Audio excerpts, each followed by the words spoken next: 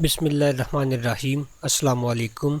In this lecture series of numerical analysis, now we are going to talk about Picard method. सबसे पहले हम Picard method जो है उसका फार्मूला जनरेट करते हैं और उसके बाद एक क्वेश्चंस लेके उस क्वेश्चन पे हम पिकार्ड मेथड का इस्तेमाल करते हुए सॉल्यूशन फाइंड करेंगे. Picard method for successive application. सबसे पहले क्या है कि कंसीडर किया हमने एक फर्स्ट ऑर्डर डिफरेंशियल इक्वेशन को जो कि dy by d x equal to function of x y with initial condition जो है y at x naught is y naught के इक्वल है. तो इस डिफरेंशियल इक्वेशन को हम इस फॉर्म में लिखते हैं, डिफरेंशियल की फॉर्म में, यानी dy, और ये जो dx है इसको हम राइट साइड पे शिफ्ट कर रहे हैं. इसके बाद हम इसको इंटीग्रेट करते हैं. इंटीग्रेट जो है वो लोअर लिमिट जो है वो आपका स्टार्टिंग पॉइंट होगा, ये वाला जो है वाई नाट, और इसी तरह से जब इसको आप करेंगे जब डिफरेंशियल एक्स होगा तो लोअर लिमिट जो है ये स्टार्टिंग पॉइंट एक्स नाट होगा, और अपर पॉइंट जो है वो आपका डिपेंडेंट वेरिएबल, यहाँ पे अपर पॉइंट यानी अपर लिमिट आपका इंडिपेंडेंट जो है वेरिएबल वो होगा. तो यहाँ वन को इंटीग्रेट करना है आपको विद रिस्पेक्ट टू वाई, तो वन की integration with respect to y मिलेगी वाई.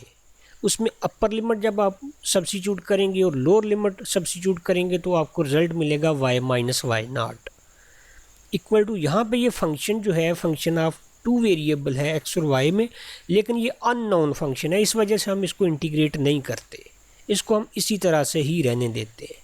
अब इसमें ये जो y नाट था इसको राइट साइड पे शिफ्ट किया तो y equal to y naught plus integral with lower limit x naught and upper limit x function of x y d x की फॉर्म में ये हमें इक्वेशन मिलेगी. तो फर्स्ट आइट्रेशन परफॉर्म करने के लिए हम क्या करेंगे, y जो है यहाँ पे जो फंक्शन के अंदर y है उसको हम क्या करेंगे वाई नाट से रिप्लेस कर देंगे. तो फर्स्ट आइट्रेशन हमें मिलेगी y1 equal to y naught plus integral with lower limit x naught and upper limit x function जो है at x and y naught d x. Second iteration में हम क्या करेंगे, y को y1 से, जैसे फर्स्ट में y को y नाट से, तो सिर्फ यहाँ चेंज आएगी फंक्शन में. इसी तरह से थर्ड आइट्रेशन में आप y को y2 से, तो यहाँ चेंज आएगी.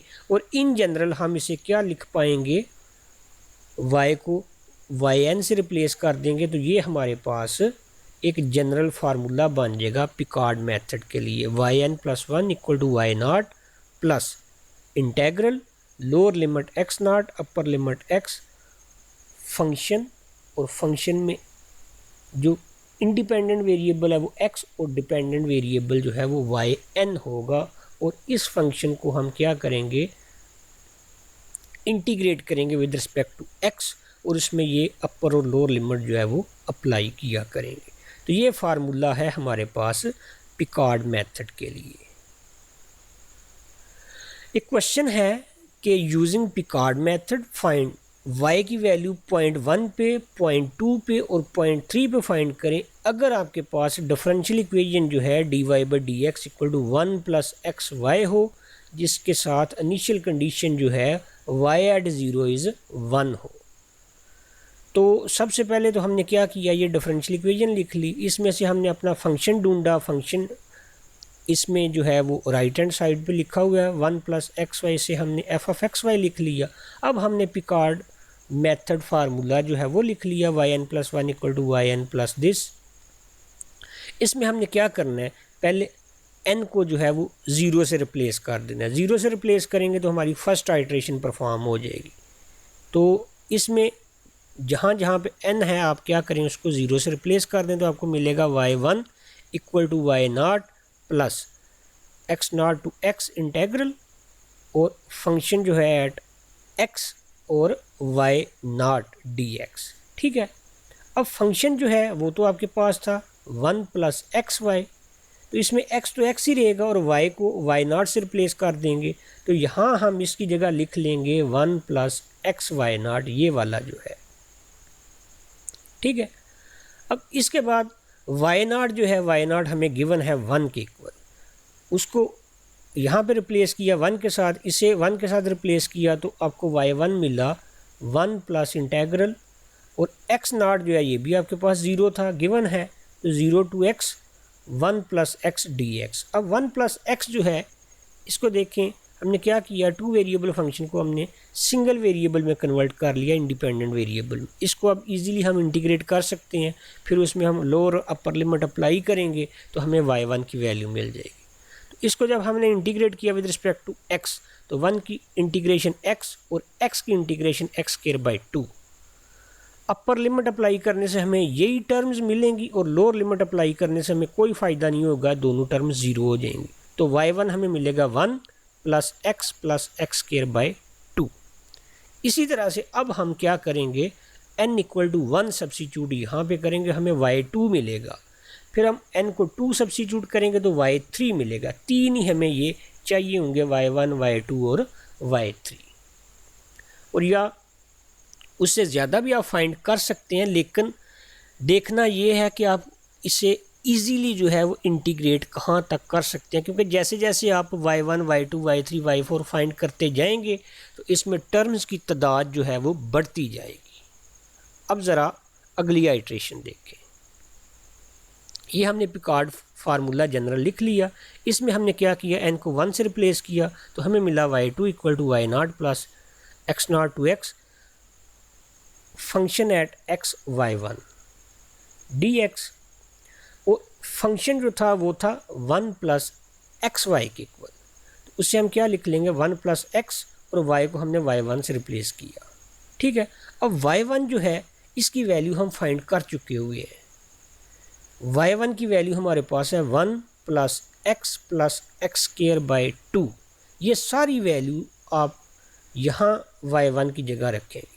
तो ये देखें, इसे हमने फिर लिखा 1 + x × y1 की ये वैल्यू जो हमें लास्ट आइट्रेशन से मिली है, इनको जब मल्टीप्लाई किया तो ये मिला 1 + x + x² + x³ dx। ये 4 टर्म्स मिल गई हैं हमें वेरिएबल x में। इंटीग्रेट किया तो इसका इंटीग्रल हमें मिलेगा x, इसका x²/2, इसका x³ इसका x4/8। ठीक है, ये मिले। y0 जो है ये इनिशियल कंडीशन थी 1 और x0 जो है ये भी इनिशियल कंडीशन थी आपके पास 0। तो 0 अप्लाई करने का फ़ायदा नहीं होगा, x अप्लाई करने से यही टर्म्स मिलेंगी। तो अब देखें y2 में हमें टर्म्स मिल गई टोटल 5, y1 में 3 थी, y2 में 5 होगी। इसी तरह से y3 में 2 टर्म मज़ीद बढ़ जाएंगी, 7 हो जाएंगी।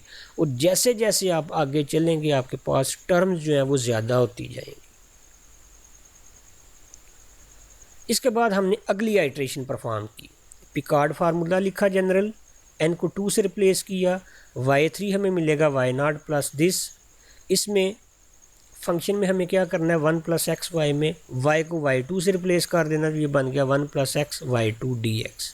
ठीक है, y2 की वैल्यू अभी आपने फाइंड किया जिसमें 5 टर्म थी ये वाली, ये सारी की सारी आपने यहाँ पे सब्स्टिट्यूट की y2 की जगह, मल्टीप्लाई किया x से, तो ये देखें ये टर्म्स आपको इस तरह से मिलेंगी। अब ये आपके पास हो गई टोटल 6 टर्म्स। इनको आप क्या करें, with respect to x integrate करें तो आपको इनके इंटीग्रल टर्म वाइज ये मिलेंगे।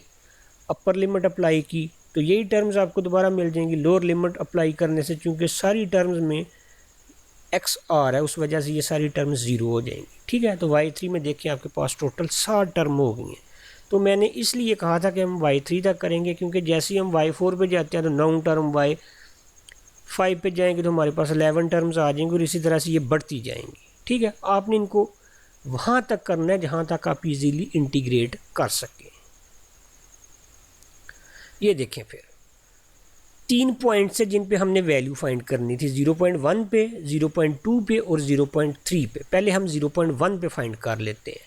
y1 हमारे पास था 1 + x + x²/2। जहाँ जहाँ पे x आ रहा है 0.1 से रिप्लेस किया तो y1 मिला 1.105। इसी तरह से y2 हमें ये मिला था, x को 0.1 से रिप्लेस किया तो y2 की वैल्यू ये मिल गई। y3 हमें ये मिला था 7 टर्म की फॉर्म में, x को 0.1 से रिप्लेस किया तो y3 ये मिल गया। ठीक है, सेम हेयर हम क्या करेंगे,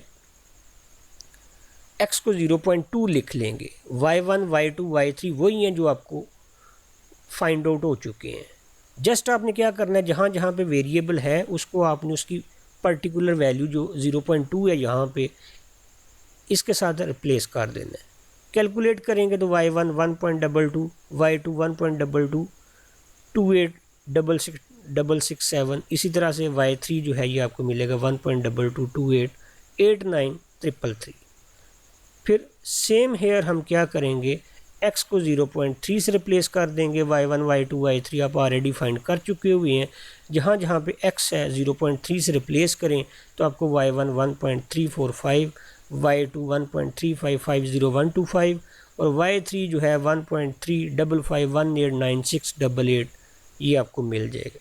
तो ये है आपका पिकार्ड मेथड। इससे आप क्या कर सकते हैं, डिपेंडेंट वेरिएबल की वैल्यू जो है वो किसी पर्टिकुलर पॉइंट पे फाइंड कर सकते हैं।